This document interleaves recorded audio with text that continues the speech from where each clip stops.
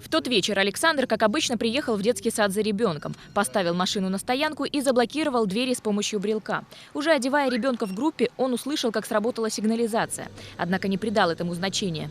Зашел, пока одели, там, вышел, прошло буквально минут 15.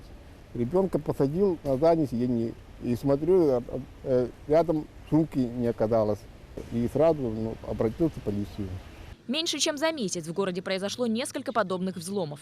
В большинстве случаев злоумышленники совершали кражи именно здесь, в районе одного из детских садов города. Как правило, родители, выходя из машины, оставляли личные вещи в салоне.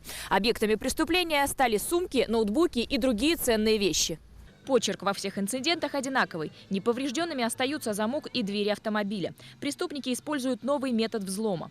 На данный момент основной версией является то, что злоумышленники используют специальный сканер, который перехватывает сигнал охранной противоугонной системы. Так называемый код-грабер считывает сигнал с оригинального брелка автовладельца, после чего никаких сложностей попасть внутрь машины и даже завести ее у злоумышленников не возникает.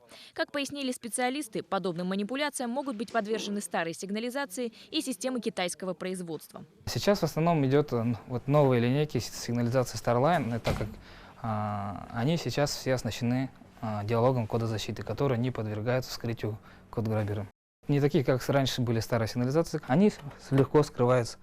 Сотрудники полиции рекомендуют автовладельцам соблюдать дополнительные меры предосторожности и не оставлять ценные вещи в салоне машины. Галина Погадаева, Денис Попов, Вести, Якутск.